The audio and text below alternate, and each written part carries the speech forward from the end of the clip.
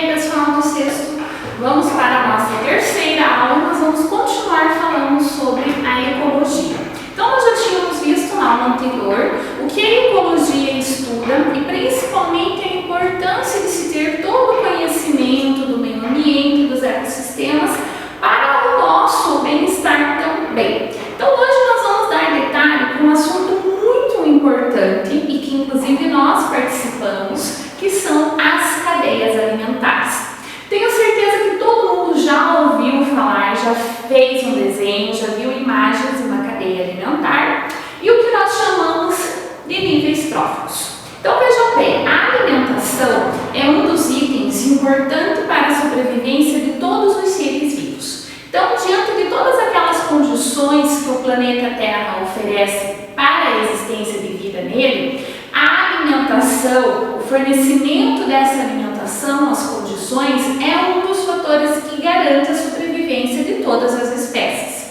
E aí nós temos as relações alimentares. O que isso significa? As relações que são estabelecidas entre os seres vivos para que se tenha sempre um fluxo de energia. Por que nós nos alimentamos? Porque o nosso organismo necessita de energia para manter o metabolismo funcionando e manter-nos vivos. É assim com todos os seres vivos. Então, por isso que a gente chama que as cadeias alimentares, elas estabelecem um fluxo de energia, onde a energia vai passando a cada nível.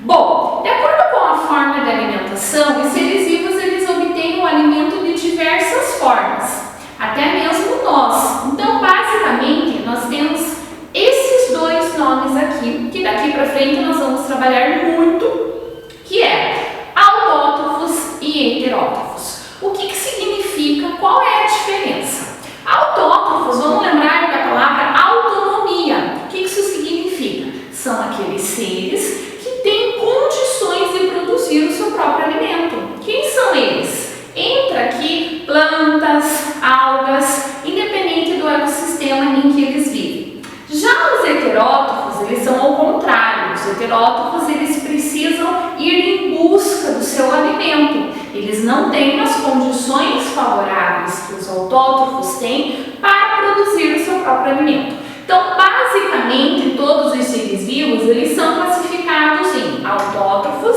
e heterótrofos. O que vai compor uma cadeia alimentar? Quando a gente fala em níveis tróficos, significa o quê? A posição em que cada um desses seres vivos ocupa. Então, nós podemos ter aí cadeias alimentares com apenas 2 níveis. E nós temos aí, de acordo com o bioma encontrado, a gente tem aí cadeias alimentares muito longas, muito extensas. E aí, posteriormente, nós vamos ver que o conjunto dessas cadeias alimentares é o que forma a teia alimentar. Então, todo o ecossistema vai ter aí esse fluxo circulando, que é o que a gente chama de teia alimentar. Vocês podem agora acompanhar na imagem. Basicamente, a gente chama os principais componentes de uma cadeia: os produtores, os consumidores e os decompositores. Como que fica classificado? Normalmente, o primeiro nível vai ser de acordo com os produtores encontrados naquele ambiente. Então, são as plantas e as algas. Após esse primeiro nível, nós vamos ter os consumidores. E aqui que eu queria dar um detalhe importante, porque aqui nós podemos ter vários consumidores na sequência. Ou seja, primeiro consumidor, segundo consumidor, e aí que a gente vai estabelecer os consumidores primários, secundários, terciários e assim por diante. Quem entra nessa questão dos consumidores? De certa forma, os animais em geral. É claro que a gente sabe que os animais em geral, eles têm hábitos alimentares diferentes. Nossa apostila traz 3 principais. Não existem só esses 3 tipos, que são os herbívoros, os carnívoros e os onívoros, mas basicamente, dentro desses consumidores, são os que mais são encontrados, os mais fáceis de serem encontrados. E aí, ao final de cada cadeia,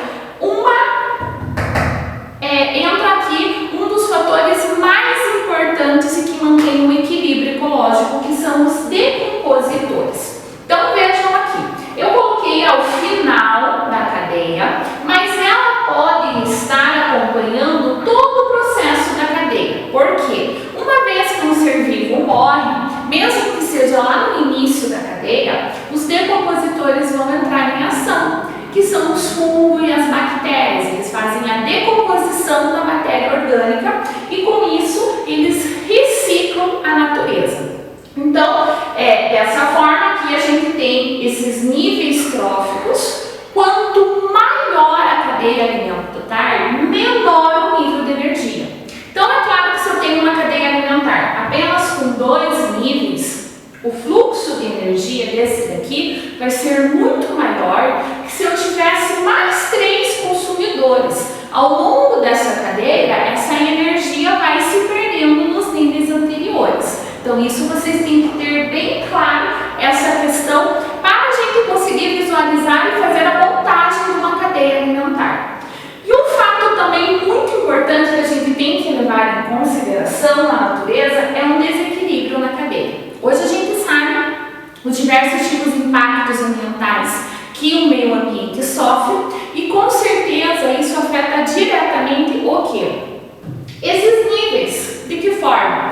Muitas vezes quando um desses níveis, uma espécie de um animal entra em extinção a longo prazo, os outros níveis vão ser o quê? Vão ficar comprometidos. Muitas vezes em busca de alimento, eles mudam o seu habitat, eles acabam invadindo regiões que não seriam o seu habitat natural, entre outros fatores. Então, entre tudo aquilo que acontece na natureza, e a professora sempre fala que no meio ambiente tudo gira em torno de um ciclo, a cadeia alimentar está aqui. É um dos fenômenos, dos processos naturais que ocorrem no meio ambiente, em qualquer sistema, e que todos os níveis vão ser interdependentes. Agora, a atividade que a professora vai deixar nessa aula é exatamente vocês lá no caderno, pode ser tanto no nosso caderno de teoria quanto no nosso material de desenho, vocês vão estabelecer uma cadeia alimentar, pelo menos até o 3º nível.